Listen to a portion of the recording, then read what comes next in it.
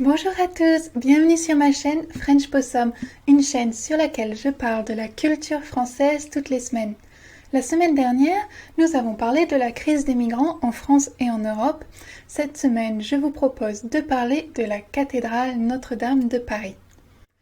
Avant de continuer, je vous rappelle que vous pouvez aller voir mon tout nouveau blog sur lequel vous trouverez plus de vidéos ainsi que les versions texte en français et en anglais qui vont avec ces vidéos. Ok, ceci étant dit, parlons à présent de la cathédrale Notre-Dame de Paris. Une première chose à savoir, c'est que la cathédrale Notre-Dame de Paris est le monument gratuit le plus visité de la capitale française. Le monument reçoit en moyenne 30 000 personnes par jour et ce chiffre peut monter jusqu'à 50 000 les jours d'affluence. Une deuxième chose à savoir est que la cathédrale a été construite sur le site d'un ancien temple romain et qu'avant la construction de la cathédrale Notre-Dame de Paris, plusieurs édifices religieux chrétiens se sont succédés.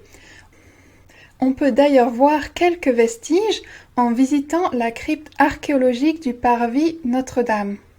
Notre-Dame de Paris est une très vieille dame. Sa construction a en effet commencé en 1163 et a duré plus d'un siècle. En 2013, on a fêté le 850e anniversaire de la cathédrale.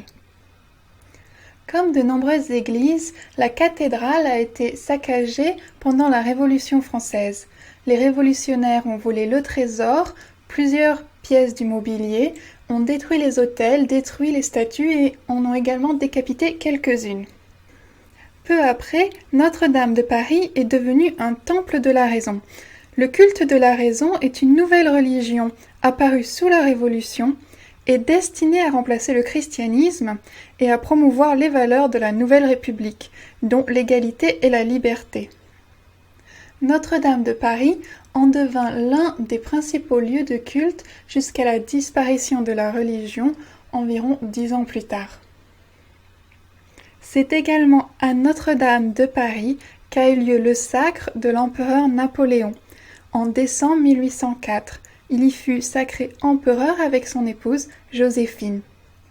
Victor Hugo, le célèbre écrivain français, écrivit en partie son chef-d'œuvre Notre-Dame de Paris pour sauver la cathédrale qui était en piteux état et que la ville de Paris envisageait de détruire. Grâce à ce roman et à la mobilisation de plusieurs groupes religieux, la cathédrale fut sauvée puis entièrement restaurée pendant de nombreuses années.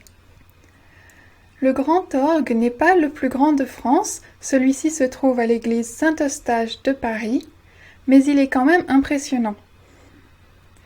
Il comprend environ 7300 tuyaux dont certains datent du Moyen Âge. Vous pouvez entendre l'orgue tous les dimanches lors des offices. On trouve également à la cathédrale Notre-Dame de Paris 3 reliques de la Passion du Christ, la couronne d'épines, un fragment de la croix du Christ, ainsi qu'un clou de cette dernière. Ces 3 reliques ne sont présentées au public que chaque premier vendredi du mois à 15 h. La cathédrale Notre-Dame de Paris a inspiré de nombreux artistes. Il y a eu plusieurs chansons faites à son sujet, dont une d'Édith Piaf, plusieurs livres écrits, dont le chef-d'œuvre de Victor Hugo, mais pas seulement, ainsi qu'une comédie musicale, etc. J'inclus d'ailleurs sous la vidéo quelques liens, si ça vous intéresse, de regarder de plus près ces œuvres. C'est bientôt la fin de cette vidéo.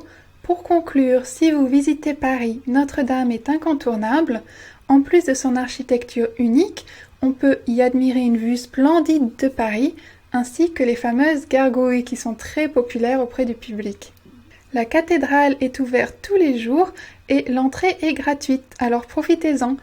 Par contre, prévoyez un long temps d'attente, car en effet, pour des raisons de sécurité, le flux maximum est limité à une vingtaine de visiteurs admis toutes les 10 minutes. Merci beaucoup d'avoir regardé cette vidéo, j'espère qu'elle vous a plu. Si elle vous a plu, n'hésitez pas à partager. En attendant, vous pouvez la retrouver ainsi que les transcriptions en français et en anglais sur mon site. Et vous pouvez également me suivre sur les réseaux sociaux. À la semaine prochaine pour une autre vidéo. Bye bye!